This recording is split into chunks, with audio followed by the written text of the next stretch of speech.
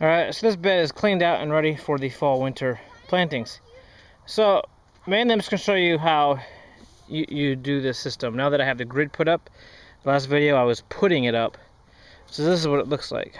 So the square foot grid is all laid out. Each square is a square foot. I left the marigold in there. Pulled out all the nasturtiums. Those over there had some bugs, but I saved a bunch of seeds from that. And I'm probably going to give some of them away to see how they work, how successful they are with it, with other people and stuff. So what I'm mainly showing is the broccoli. So if you can visualize this, let's see if I can get it. Okay, so really you're supposed to plant stuff in here that is less than 12 inches spacing.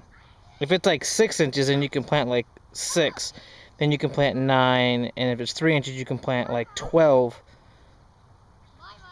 plants all in there. So you can plant a lot in there. But when you get over 12 inches, you have to modify your layout.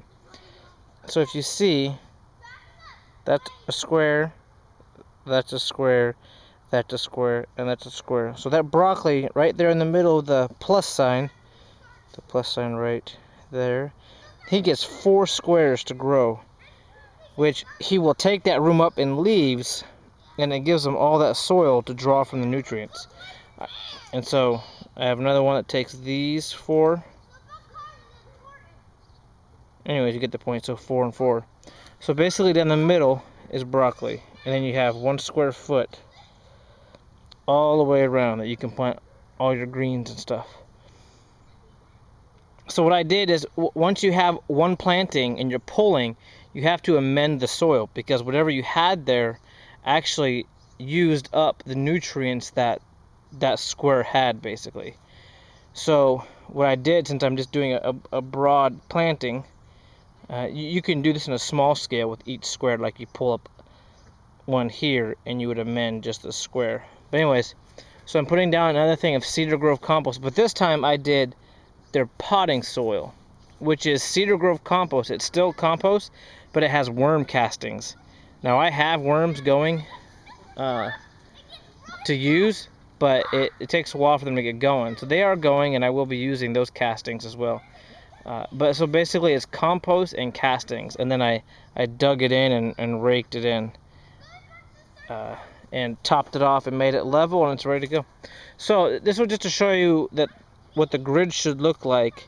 And if you have something more than 12 inches, you have to modify it. And usually if it's more, it's usually about 18 inches, and then it needs like 4 squares. You can do 1 square, but what you're gonna have is broccoli is like big, and the leaves are gonna come over here and they're gonna overhang. Now, if you're gonna develop a system where that's what you want, like if the broccoli creates shade for an undergrowth, like maybe you're gonna plant like miner's lettuce, a low-growing lettuce crop, you could do that. So you could strategically do it if you're gonna plant something specifically that's gonna use the shade and it doesn't need a lot of sun. But I'm not doing that method. So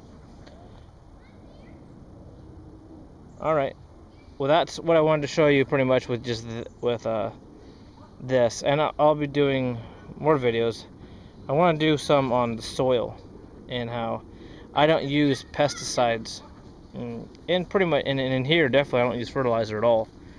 And anything that I do use, like in that garden, is still organic, and it's just some like cottonseed and some lime.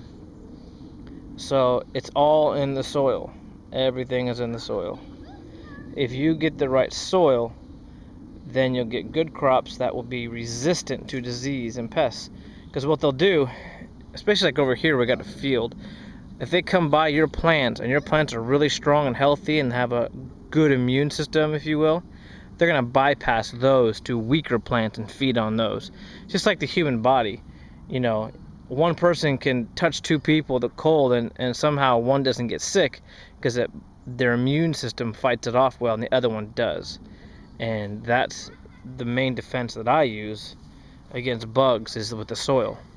And then if I see something getting out of control, then I'll spray some milk and water on them.